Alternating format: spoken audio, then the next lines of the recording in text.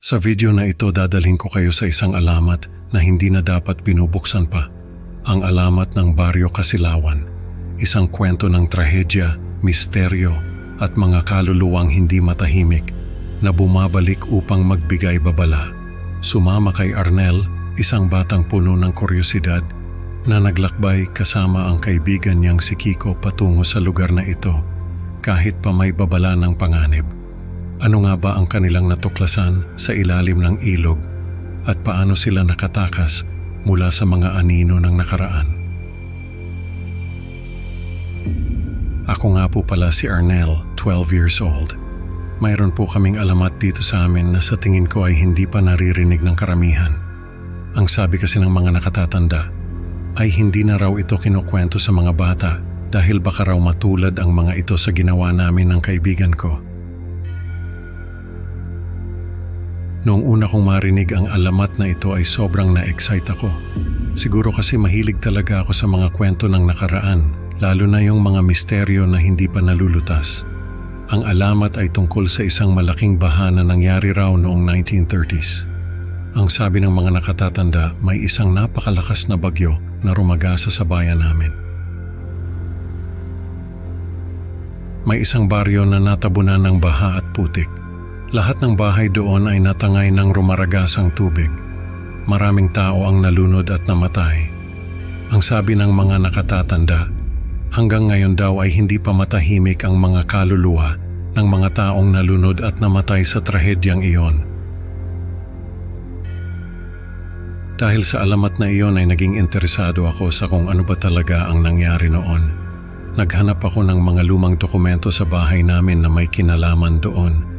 May nakita akong lumang larawan ng baryo na tinangay ng baha. Baryo Kasilawan ang pangalan noon. Nasa gilid ito ng isang ilog na dumadaloy sa bayan namin. Isang araw habang pauwi ako galing sa school ay may nakasalubong akong matanda. Tinanong niya ako kung ako raw ba yung batang nagtatanong tungkol sa Baryo Kasilawan. Oo naman ang sagot ko. Ang sabi niya sa akin ay huwag na raw akong mag-usisa tungkol sa lugar na yon. Dahil wala naman daw akong mapapala kundi takot.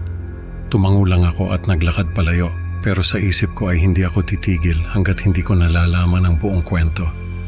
Alam ko na mali ang ginawa ko pero bata pa ako noon. Kaya siguro hindi ko naintindihan na may dahilan kung bakit hindi na kinukwento ang alamat na iyon.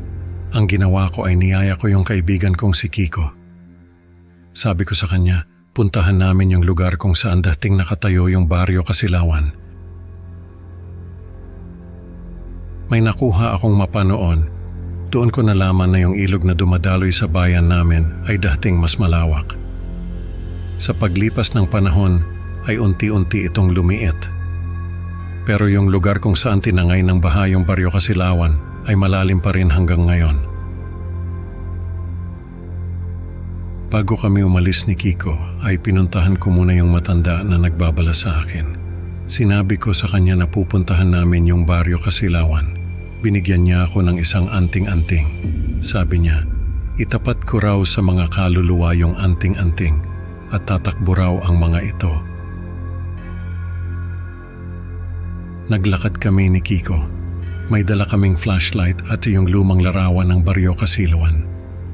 Sa isip ko kasi, baka sakaling may makita kami na kapareho ng nasa larawan.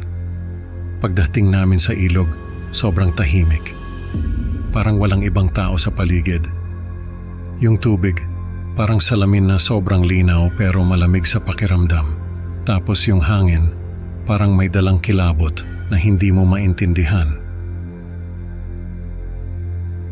Sa gitna noon ay may nakita kami na isang malaking kahoy na nakatirik sa gitna ng ilog. Lumapit kami at doon namin napansin na yung kahoy ay isang poste ng bahay. Tumingin kami sa paligid at doon namin napansin yung mga gamit na nakalubog sa ilalim ng tubig. May mga upuan, mesa at iba pang gamit sa bahay. Nakita rin namin yung kampana ng simbahan ng Baryo Kasilawan. Nakaramdam kami ng malamig na hangin na dumaan sa katawan namin. Nagkatinginan kami ni Kiko at doon ko napansin na nanginginig na siya sa takot.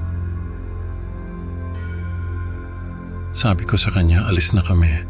Pero bago pa kami makaalis ay narinig namin yung tunog ng kampana. Galing yon sa ilalim ng tubig. Tumakbo kami ni Kiko.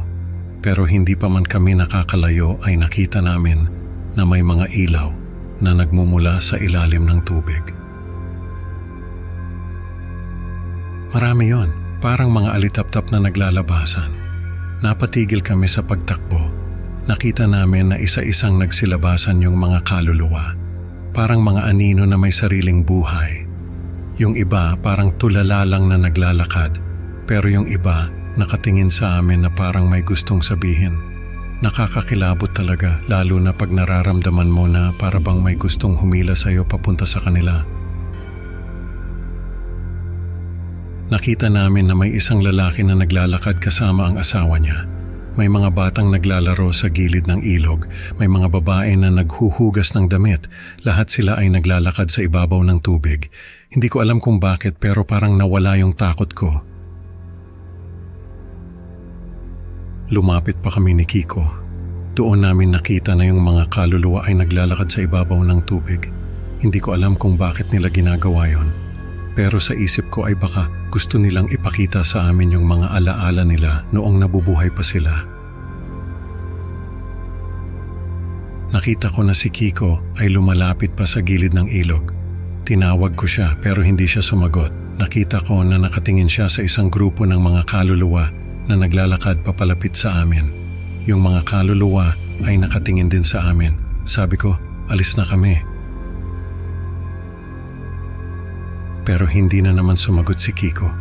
Lumapit pa ako sa kanya pero bago pa ako makalapit ay nahulog na siya sa tubig. Sumigaw ako at tumalon din sa tubig. Nakita ko si Kiko na nagpupumiglas. Pilit siyang nilulubog sa ilalim ng tubig ng mga kaluluwa. Hinila ko siya pero hindi ko siya mahila. Kaya ang ginawa ko ay sinuntok ko yung mga kaluluwa. Pero wala rin nangyari. Naalala ko yung anting-anting na binigay sa akin ng matanda. Sabi kasi niya, proteksyon daw yon laban sa mga kaluluwa. Kinuha ko yon sa bulsa ko at itinutok sa mga kaluluwa, umaasa na totoo nga ang sinabi ng matanda. Doon ko lang napansin na yung mga kaluluwa ay naglalakad sa ibabaw ng putik at hindi sa ibabaw ng tubig. Tumakbo yung mga kaluluwa.